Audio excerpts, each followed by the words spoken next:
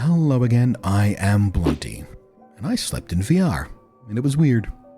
If you're someone who has actually slept in VR, accidentally or deliberately, I'd appreciate a comment down below. Let me know how it went for you, how it felt, what happened with it, because I'm curious about this now. But I'm going to spend the rest of this video telling you about my experience about falling asleep in VR, first accidentally, and then deliberately. The first time I saw anyone asleep in VR, it was at a dance club world, and they were passed out drunk, snoring loudly as several people around them tried to wake them up, while others grabbed props from the world, glow sticks and glasses and things like that, and, did the VR equivalent of drawing dongs on the face of one of your mates when they pass out drunk way too early at a house party. It was weird. And it wasn't even the last time I'd see exactly that situation happen. Some people like to drink as they socialize in VR. Some people drink to excess in VR, which seems like a very bad plan to me. But you can also find VR sleepers elsewhere in VR, doing it sober and usually deliberately. Oh, you'll get the occasional person who accidentally nods off, but there's even bespoke user-made worlds in VRChat specifically designed to be cozy and dark and calm and gentle, all with the express intent to accommodate VR sleepers. This one is simply called Rest and Sleep, and that right there is me in my coziest avatar. And I fell asleep here too, in VR, and I didn't even mean to. Now, I've almost dozed off a few times in VR over the years. Usually that's the sign to yoink out, take off the headset and go curl up in bed and sleep like a normal person. A couple of days ago though, I made a video about a clever piece of software that emulates full body motion tracking without using any hardware trackers at all like you'd normally need to do it. It's not nearly as precise or as accurate as using real trackers, of course, but it was way better than VRChat's built-in body pose estimations, especially when it came to like squatting down and sitting and laying down in particular. Those last two things VRChat does not do well at all. So once I got done with that video, where I recorded my first try with it and gave my, live first impressions of how it was working, I settled into a longer VRChat session to see how it felt, in just a normal use case, and to see how other users would perceive it. And because one of the things it does way better is laying down, I went to the rest and sleep room. It's a VRChat world that's been on my favorite world saves for a couple of years now, 3 years maybe, but usually I just go in there for the super chill vibes to kind of, chill out, knowing that everyone there is there for the same reason and kind of respects the vibe of the place.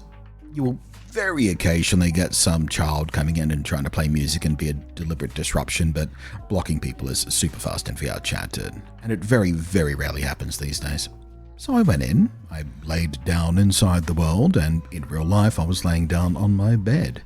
And sure enough, the body pose estimation worked pretty well. I pulled up the in-game mirror to monitor the body pose, which, if you're not familiar with VRChat, only you can see your own mirror, so it's not disruptive for other people. But I did that, and I took a few common postures that were comfortable. And while doing that, while resting there, I actually nodded off. Not for all that long, maybe half an hour, 45 minutes max, I suppose. But I was still very surprised it happened at all. It's not like I was especially tired or exhausted or anything, but I think the combo of the chill, dimly lit vibes of this world, being comfortable on my bed, where normally I'd hang in this world reclined in my desk chair, and all this, and seeing my own virtual body in a relaxed pose, I guess, tricked my brain enough that it allowed itself to have a little nana nap. So last night, I set to work on an experiment. After generally hanging out in active worlds, I went there again, this time with the intent to sleep, or at least try to sleep.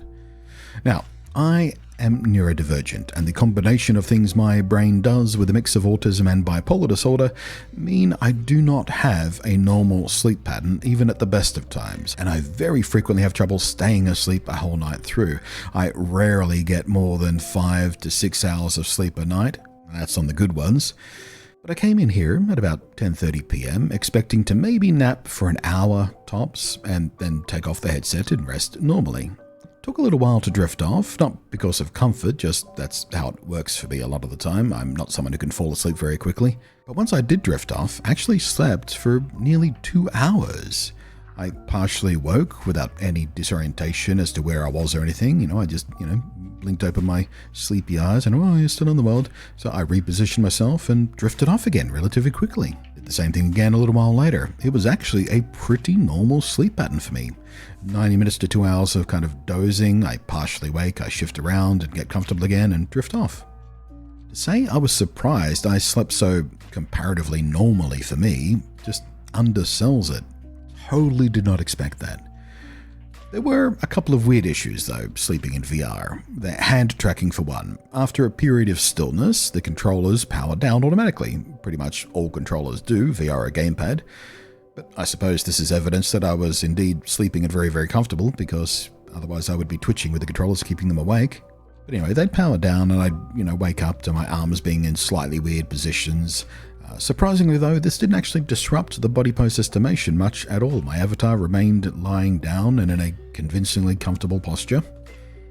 I use a small strip of Velcro to cable manage the charge cable on my Quest 2, and at one point I was laying down in such a way that it was pressing into my head, putting a single point of pressure on the side of my skull, which was mildly painful, but a very small head adjustment later and solved that, no worries. Another comfort issue, as you might imagine, the PC running VRChat warmed my room up a lot more than it ordinarily would of an evening. And it is already pretty warm here in Sydney right now, so that was not ideal. But for the most part, I was surprisingly comfortable.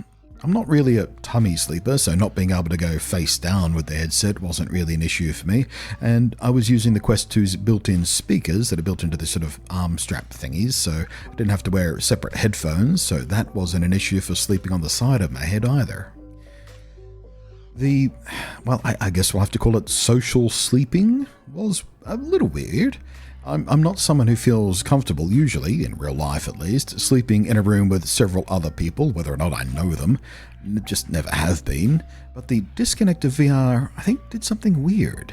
I think because I knew it was virtual and that no one could, physically disrupt me, it just felt different, more comfortable somehow. Instead of being kind of mildly anxiety-inducing, it was, in fact, a little bit nice. Being in a room with all these dozing people. Folks just sitting there in, bodies they chose themselves, bodies they feel most comfortable in, so they are their most comfortable. Some curled up in corners, some out sprawled on the floor, some laying down on the lounges in the world, and several groups of people in what I can only call puppy piles. How puppies all just pile up together? They were doing that, just in a pile on the floor, all dozing together peacefully. Oh, a cuddle puddle. I think that's the word that tends to be used. I've heard that a few times. Cuddle puddle. I like puppy piles better. Sounds cuter, right? Anyway, it's a unique atmosphere, and while I'm not one of them, I know there are people out there who feel, a sense of loneliness in relatively intense ways. And I imagine even this, just sharing a napping room. No pressure to socialize. You don't have to talk to anybody. You don't have to try and strike a conversation or maintain a conversation. You're just there with other people, just being around other people, all chilling out.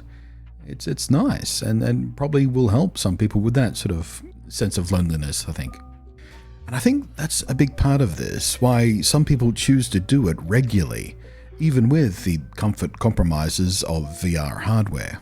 It's the atmosphere, not just the social sleeping stuff either, but the room, the lighting, the music. You can rest or even sleep in an environment specifically designed to be restful and chill. It's likely larger, more elegant, kind of cooler looking, cozier perhaps than, certainly my little apartment is. I don't think I'll make a habit out of spending entire evenings trying to sleep in VR, but I'm certainly more open to napping here now. Again, my oddly weird brain screws with my sleep patterns, so I frequently have periods where I need to regularly have afternoon naps, so I don't burn out. It moves in cycles for me. Sometimes I really, really need them for, a week or two at a time. Sometimes I just don't need them. But taking a nap in an environment like this seems like a pretty pleasant idea now. And as for how I felt waking up this morning, which I did at a common normal time for me, about 4 a.m., I feel about the same as I do most mornings. I'm no more tired or anything. I don't feel anything different in my shoulders or my neck from the positions I found most comfortable with the headset on the entire night. I'm not sure I'd recommend this sleeping in VR thing. There's probably some health concerns doing it regularly. I mean, after all, doctors say we're supposed to limit screen time before bed, and I'd bet a chiropractor would probably have some things to say about sleeping with headsets on and all that kind of stuff, but napping? Yeah, I could recommend that, I think, fairly safely. I'd give it a go at least, try it out. Maybe do so in a reclined but not laying down position on a pile of pillows or a beanbag on a recliner chair or something. A banana lounge, I don't know. It's a weird experience. Not unpleasant, at least not in my experience, but weird. And I'm going to try it again when I get the Quest 3 in as well. I think it'd make an interesting comparison point for the Quest 2 of comfort. Its smaller size and its center of gravity will be closer to your face because of its size. It might very well make it even more comfortable to do this kind of stuff in VR with. We'll find out soon enough, I suppose. In the meantime, thank you for watching. Hopefully you found this interesting. If you have slept in VR, please do leave a comment in the down below. Let me know how it went for you, how you feel about it. Thank you, as always, to the patrons scrolling up above there. I am Blunty, and I'll catch you next time. Sweet dreams, I suppose.